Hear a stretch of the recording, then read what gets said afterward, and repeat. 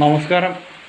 കഴിഞ്ഞ ദിവസത്തെ ചില വാർത്തകളൊക്കെ കണ്ടിട്ട് ഞാൻ കുറച്ച് ദിവസം ഒന്ന് ചിന്തിക്കുകയും കുറച്ച് ചിരിക്കുകയൊക്കെ ചെയ്തിരുന്നു. അപ്പം അത് നിങ്ങളോട് കൂടി ഒന്ന് പങ്കുവെക്കാം എന്ന് വിചാരിച്ചിട്ട് വന്നതാണ്. പ്രത്യേകിച്ച് കണ്ടനൊന്നുമില്ല. നമ്മൾ മഴയാണ്, വീട്ടിലാണ് ഉള്ളത്.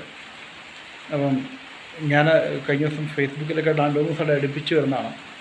ഈ നമ്മൾ മനുഷ്യനൊക്കെയാണ് കുറേ ബുദ്ധിമുട്ടുകളൊക്കെ വരുന്ന സമയത്ത് ആത്മഹത്യ ചെയ്യുന്നത്. പിന്നെ അതേപോലെ റോബോട്ടുകളൊക്കെ ആത്മഹത്യ ചെയ്യുന്നത് ഞാൻ കേട്ടില്ല. മാതൃഭൂമിയുടെ ന്യൂസിൽ ഞാൻ കണ്ടതാണ്. അവിടെയൊക്കെ ശ്രദ്ധയിൽപ്പെട്ടിട്ടുണ്ടാവും. ഉത്തര കൊറിയയിൽ റോബോട്ട് അധിക ജോലി ഭാരം താങ്ങാനാവാണ്ട് ആത്മഹത്യ ചെയ്തു. അപ്പം മനുഷ്യനെ ജോലി ഭാരം കുറയ്ക്കാൻ വേണ്ടിയിട്ടാണ് റോബോട്ടുകളെ കൊണ്ടുവന്നിരിക്കുന്നത്. അപ്പോൾ റോബോട്ടുകളെ കൊണ്ടുവന്നപ്പോൾ അവർക്കത് അധിക ഭാരമാണെന്ന് വെച്ചിട്ട് റോബോട്ട് ആത്മഹത്യ ചെയ്തിപ്പം റോബോട്ടുകളൊക്കെ ആത്മഹത്യ ചെയ്യുമോ?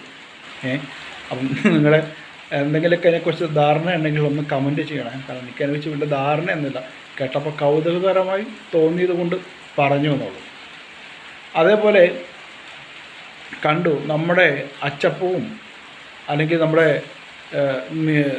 സദ്യയൊക്കെ മോശം പട്ടികയിൽ പെട്ടു എന്ന് പറഞ്ഞിട്ടൊരു വാർത്ത വായിച്ചിരുന്നു. അത് ഉത്തരേന്ത്യയിലെ ഏതോ ഒരു ഇൻസ്റ്റാഗ്രാം പേജിൽ വന്നിട്ടുള്ളൊരു വാർത്തയാണ്. അവരെന്തോ ഒരു സർവേ എന്തോ നടത്തിയ സമയത്താണ് ഇതിൻ്റെ ഒരു ഫലം വന്നത്. പക്ഷേ പൊതുവേ ഉത്തരേന്ത്യക്കാർക്ക് നമ്മുടെ സദ്യയോടും അങ്ങനെ കേരള ഫുഡിനോടും വലിയ താല്പര്യമില്ലാത്ത ആൾക്കാരാണ്. പക്ഷേ മലയാളികളോട്